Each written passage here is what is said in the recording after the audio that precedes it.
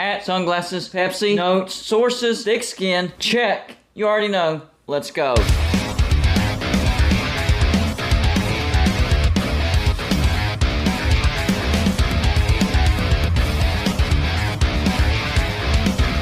Golden Blooded is a college football YouTube channel for entertainment. So make sure to hit that like and subscribe button, and let's get into our next college football video. Don't forget to send gear to represent your team. The address is P.O. Box 360, Liberty, South Carolina 29657.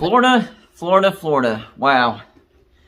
I don't know about Florida. I really don't. Right when you think it can't get any worse for Florida, it does. It gets much worse. It gets embarrassingly worse. We're talking about an NIL deal gone wrong. That's right. And I'm sure this has happened multiple times and we just don't know about it. But unfortunately for Florida, this was polarizing. I'm talking about a recruit by the name of Jaden Rashad. He was in NIL negotiations with Florida. Now, he was committed to Miami at first and then flipped to Florida. From what I'm hearing from Florida fans, he actually wanted to go to Florida all along, but it seems like Miami had a great NIL offer for him, but then Florida countered that with a better NIL offer. I mean, we're talking about an NIL offer of over $13 million. That's a lot of money. And basically a 4-year contract. Now we're talking about contracts with these NIL deals. And actually, I'm okay with that. I think that's exactly what needs to be done. Because what if you give these kids money and either they get injured or they quit the team or they transfer, whatever. Well, they have the money already, so it doesn't matter how much production they had on the field. If you do an actual contract, then they're actually obliged to these teams. So I'm actually okay with that. But the problem is there was a big disconnect with the negotiations of the NIL and the Florida Collective. The Florida Gator Collective, which is the main NIL provider for these Florida athletes. So whenever the deal was presented to the Florida Collective, they're like, this is way too much. Are you kidding me? No, we can't do that. That's way too much money. I would agree with that. That is way too much money. I mean, $13 million for 4 years, that's a crap ton of money, especially for one deal. Now, if these athletes get multiple deals from multiple companies, that's one thing. But one deal worth over $13 million, yeah, that's a lot of money. No wonder they turned it down. So this is a very, very dicey situation, and it shows you the issues with the NIL. And I knew something like this was going to pop up, and it's probably happened to other athletes. But unfortunately, Florida is they have a spotlight on them right now because of this. They're showing how to do the NIL the wrong way, how to not do the NIL. Don't do this. This is how you don't do it. And for Florida, you know, they're not already in a good situation. They're in a bad situation. This makes it even worse. Now, on top of that, this could cause trust issues between future recruits and Florida. Well, if the NIL deal fell through for him, what if it falls through for me? Yeah, so that's something else to think about. Now, keep in mind that Florida University and even the athletic director of Florida, anything to do with Florida University is separate from the NIL. They can't offer any type of NIL deal or anything like that. So really, it's not the university's fault, but it's still a black eye for Florida University because, well, it happened to them. So whoever offered this deal didn't talk to whoever they needed to talk to because the deal was brought before the Florida Collective for them to sign, and they're like, no, we're not signing this. This is way too much money.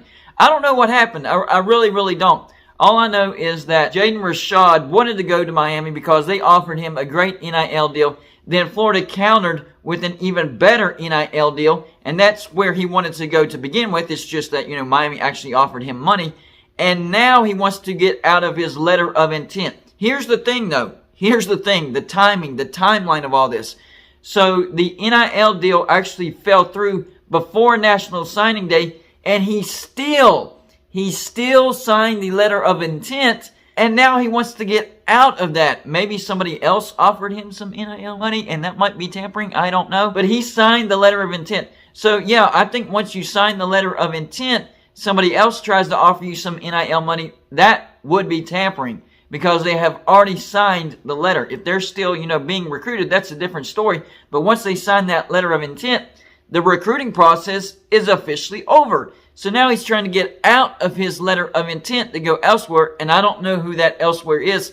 Maybe it is Miami. Maybe that offer of that NIL money that they offered him earlier is still standing, and he's like, hey, that's better than nothing. So this is a complete mess in Gainesville. Florida grabbed a big L, a big black eye because of this. And I actually feel bad for them because it wasn't the university's fault. This is a completely separate situation than the university itself. A coach cannot promise any type of NIL motivation. They can just say, hey, we'll give you snaps, we'll give you opportunity, we'll try to get you to the NFL. But as far as actual money, that is a whole separate entity. Billy Napier has gotten a lot of crap because of what happened last year and has acquired the nickname Sunbelt Billy because he had a lot of success in the Sunbelt with Louisiana, and he hasn't done so great over there at Florida. In fact, last year they went 6-7, their final game being an embarrassing loss to Oregon State in the bowl game. Everybody knew it was going to happen because that was a mismatch. Oregon State was a great team. Florida was not a great team at all, nowhere close to it. Even though somehow they beat Utah to start the season. That falls more on Utah. They lose games they shouldn't lose. And then win the Pac-12, which hurts the Pac-12. Separate story, I've already talked about that. But for Florida, things just keep getting worse. So you have a bad season last year. You go 6-7, finish the season with an embarrassing bowl loss. And now this. I don't know what to tell you, Florida fans. I don't know if things are going to get better. But this is bottom of the barrel. I mean, this is bad. This is embarrassing. This is a big old L, a big old black eye for Florida. Having said that, Florida is still recruiting at an elite level. Last time I checked for their 2023 recruiting class, they are slightly outside of the top 10 at number 11. I'm not sure how this recruit trying to get out of his letter of intent will affect those rankings because he is a high-profile recruit, one of the highest profiles they have. So yes, it will affect their rankings if somehow he can get out of his letter of intent. That's a whole separate story. But man, this really does hurt Florida. Even if somehow he doesn't get out of his letter of intent, you know he's going to hit the transfer portal the chance he gets.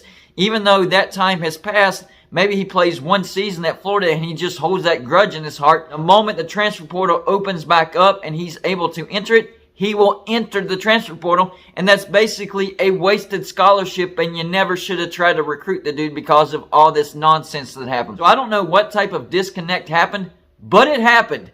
It definitely happened, and it has set a precedent for the NIL.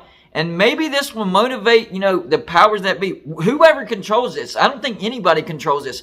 Maybe the NCAA can finally step in and say, see, we tried to tell you that this would be the Wild Wild West. Now we need actual guidelines, and guidelines will be put in place because otherwise this can get nuts. And this is a crazy situation. And this crazy situation will happen to other universities because communication is key. And sometimes communication just doesn't exist. And that's what it looks like what happened at Florida. There was some type of communication disconnect.